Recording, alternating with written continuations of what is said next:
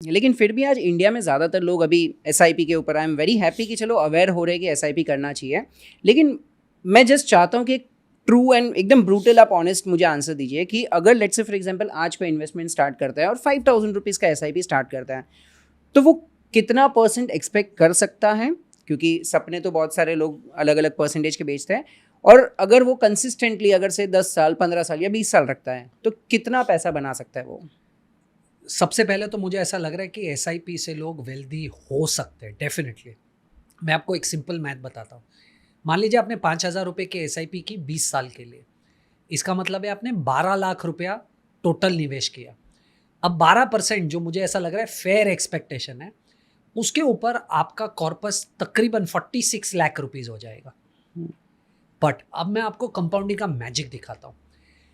20 साल की जगह पे अगर आप ये 30 साल रखेंगे तो आपने 12 लाख की जगह पे 18 लाख रुपया, 6 लाख रुपया ज़्यादा भरा, पर आपका मैच्योरिटी वैल्यू 12% के हिसाब से 46 लाख की जगह पे 1,50,00,000 रुपीज़ हो जाएगा।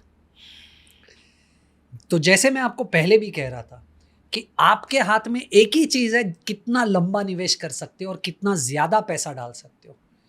अगर ये दो चीज़ आप कर ले तो मुझे नहीं लगता 5,000 रुपये की एसआईपी से भी आप क्यों वेल्दी नहीं हो सकते। 100%। और ये चीज़ लोगों को समझनी ज़रूरी है कि लॉन्ग टर्म में पैसा बनता है। मतलब अगर वो सिर्फ 5-5 हज़ार करके हर साल के एंड में अपना देखेंगे कि भाई कितना इंक्रीज़ हुआ, तो वो जे कब आता है, लाइक यू नो, जैसे आपने बताया एब्सोल्युटली 20 ईयर्स के बाद में भले 49 है, लेकिन वो 10 साल मतलब और 3 टाइम्स बढ़ गया वो।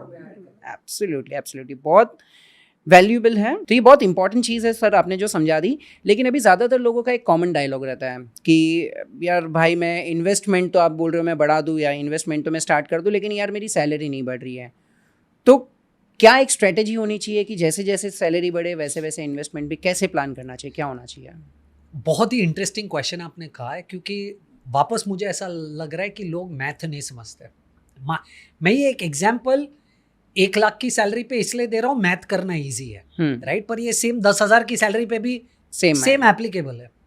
तो मान लीजिए आपकी सैलरी 1 लाख रुपए और आप 20,000 रुपया SIP कर रहे हैं, ठीक है? अब आपकी सैलरी मान लीजिए 10% से बढ़ गई, तो आपका 1 लाख रुपए की सैलरी 1,10,000 हो गई। करेक्ट। पर अब जब आप अपनी SIP 10% से बढ़ा रहे हैं तो 20,000 वाला 22,000 हो रहा है। तो आप अगर सेम 10% आपकी सैलरी बढ़ी और 10% SIP बढ़ाओगे तो जरूरी नहीं है कि आप सेम लेवल मैच कर रहे हो। करेक्ट। आपका 10,000 रुपया बढ़ रहा है सैलरी में और SIP सिर्फ 2,000 रुपये से बढ़ रही है। करेक्ट। अब कहने की क्या कोशिश कर रहा हूँ, आपकी सैलरी 5% से भी बढ़ेगी ना तो भी लाख रुपए का 1,05,000 होगा। फिर भी आप अपनी SIP 10% से बढ़ा सकते हो अगर सैलरी भी 5% से बढ़ी तो भी। ये मैथ लोग नहीं समझते। एब्सोल्युटली, लोगों को लगता है कि मेरे जैसे जैसे सैलरी बढ़ रही है मेरी लाइफस्टाइल भी बढ़नी चाहिए, अननेसेसरी एक्सपेंसेस बढ़ने चाहिए, ऑब्वियसली कर लेते हैं 100% जाने अनजाने में। करेक्ट। सर अगर आपको किसी भी एक मिडिल क्लास फैमिली को एक 3 ऐसे कुछ गोल्डन रूल देने हो, जैसे लेट्स से फॉर एग्जांपल 2026 आ रहा है और मैंने सोचा कि यार मैं ये 3 रूल स्ट्रिक्टली फॉलो करूँ, तो वो 3 स्टेप्स क्या होंगे? सबसे पहला रूल जो मैंने आपको कहा, ज़्यादा से ज़्यादा पैसा निवेश करने की आप कोशिश करें, राइट? इसी रूल में आप अगर आप अग्रेसिव इन्वेस्टर है तो जैसे मैंने कहा लार्ज मिड स्मॉल, अगर आप कंजर्वेटिव इन्वेस्टर है तो जैसे मैंने कहा मल्टी कैप,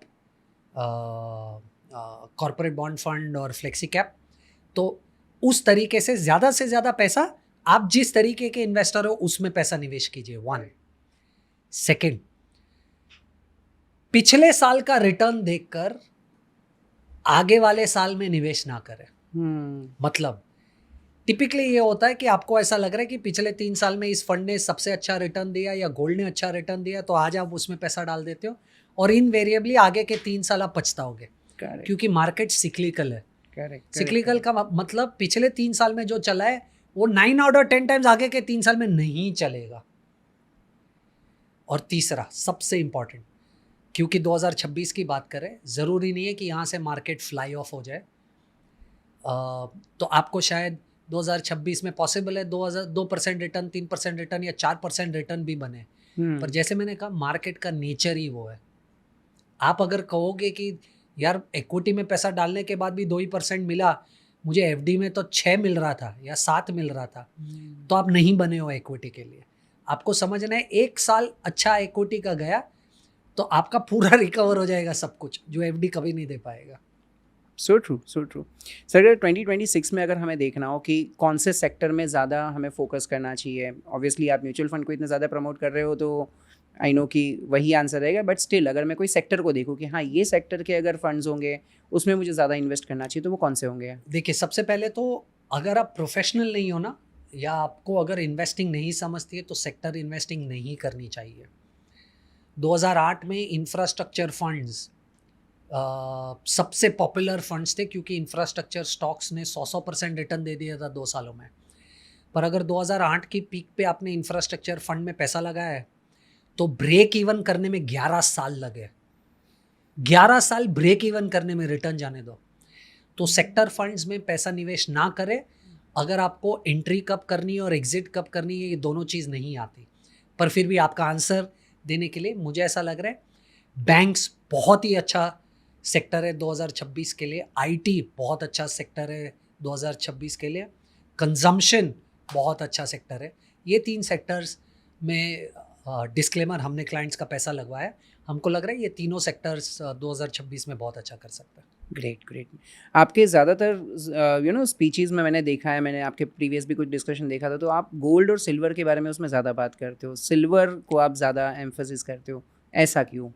देखिए, आज अगर आप हिस्टोरिकली देखें, कोई भी सिल्वर में निवेश नहीं करता है या करता था, क्योंकि अगर आप हिस्ट्री देखें, सिल्वर ऐसे इतना वॉलेटाइल है कि $50 तक जाने के बाद $2 तक चला जाता है, वापस $50 जाने के बाद $8 या $10 पे आ जाता है। इतनी वॉलेटिलिटी है जो गोल्ड में नहीं है। करेक्ट। तो जिसको भी प्रेशियस मेटल में निवेश करना होता था ना, वो आज तक गोल्ड में ही निवेश करता था। और आज भी मैं ऐसा सोचता हूँ कि गोल्ड में आपका निवेश होना चाहिए। पर सिल्वर के लिए चीज़ें बहुत चेंज हो रही है। सिल्वर आपके सिर्फ ऑर्नामेंट्स में यूज़ नहीं होता है, सिल्वर बहुत ही बड़ा इंडस्ट्रियल यूज़ है सिल्वर का।